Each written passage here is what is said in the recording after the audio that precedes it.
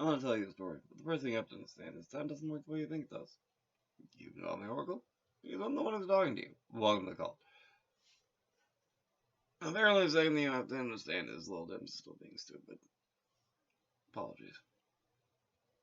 It's gotten to a point where it's mostly not noticeable, hopefully, to any of y'all, but like, I still notice. I still notice little Dim as being little Dims. But anyway, moving on. In my last update,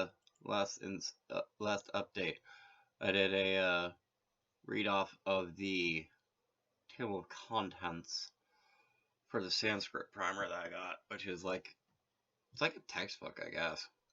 All right, sentences. So far we focused. So far I've focused on vocabulary, which is actually something specifically when it talks about when I talk about this book. Previously on this channel, I have largely done things that would be considered things that would be this book is fascinating because it makes a distinction between acquiring Sanskrit and um and studying Sanskrit, which is actually a very important distinction, which is a great one to make. Acquiring that acquiring magic acquiring Sanskrit is basically like learning by immersion. So you don't speak French. You don't speak a word of French. You parle ne pas un mot. You don't speak one word of French. Like what I said to you may as well have been Greek. So like, but you move to France, and then like 6 months later, you're like casually speaking French on the corner with like Pierre down the street. So like that's an example of acquiring French as opposed to like studying French, which is what I did in high school. Like what you do in school, that's studying. Make sense?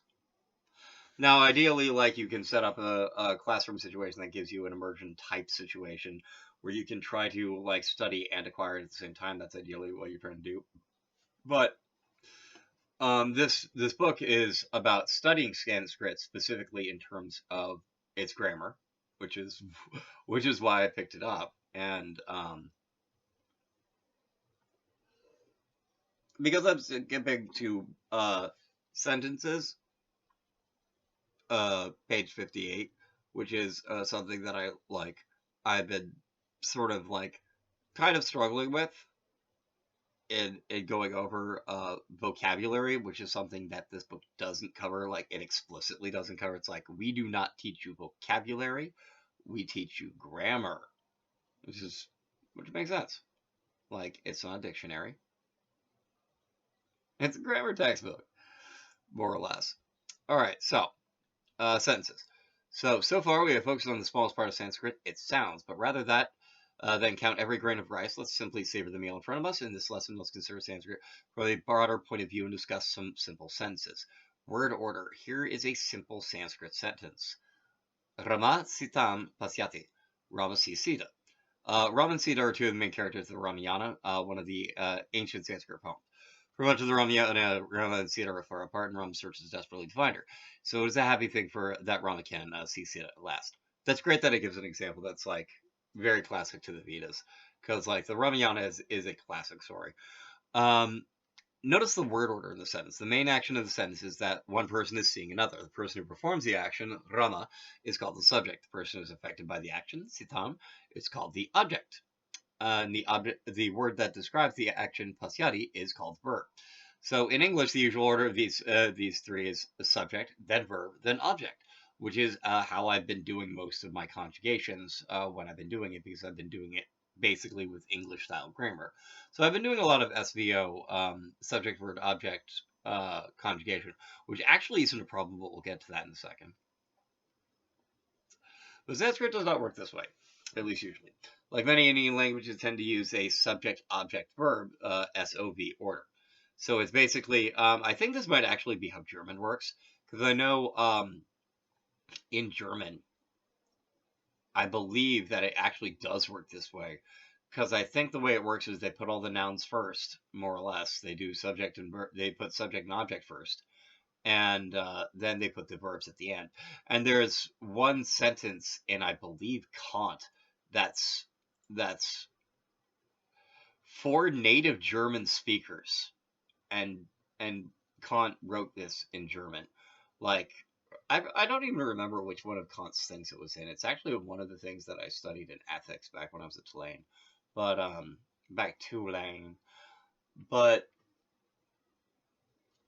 along with by the way, along with elementary symbolic logic, which is one of the coolest things ever.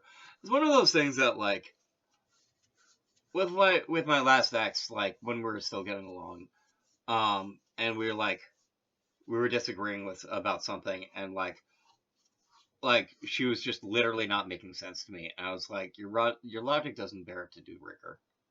And she was like, she would stop and she'd think about it, and she's like, what do you mean? It's like, you failed to discharge this assumption. And she would kind of look at me as like, you got it, you have to discharge your assumptions. That's how it works.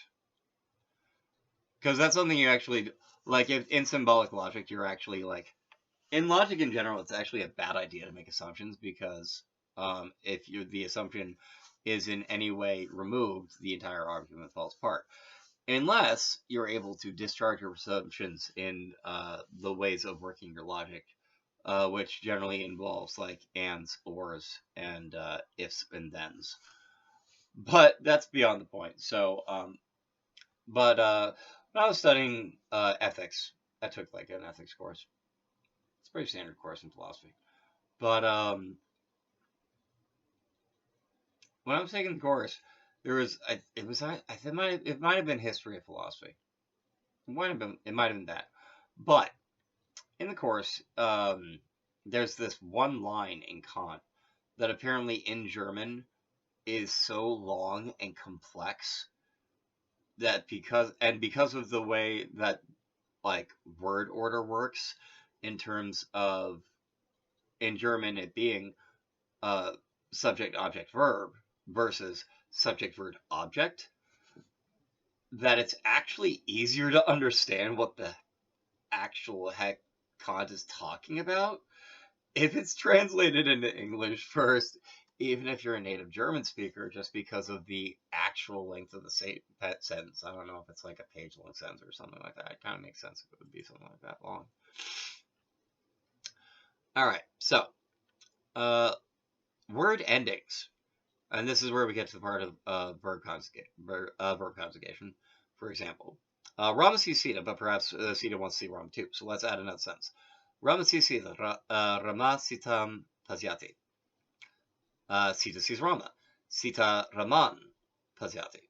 Here we notice something else. When Rama is the person seeing, we use the word Rama. When Rama is the person being seen, we use the word Raman. Raman.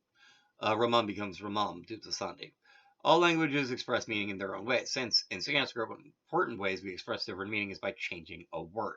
And usually we change a word by changing its ending. Different word endings can show whether someone is the subject of a sentence, Rama, the object of a sentence, Ramam, or something else entirely. Sita Ramaya Pasyati. Sita sees for Rama.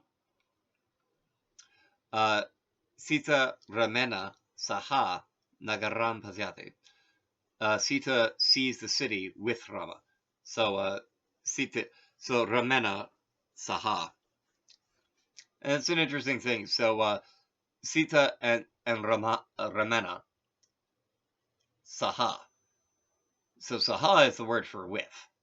So as opposed to being like Sita with Rama, it's Sita Rama with Nagaram, which is the city, Pasyati, and then sees, which is an example of a secondary object, I guess, because the primary object would be Rama, and the secondary object would be the city, and the primary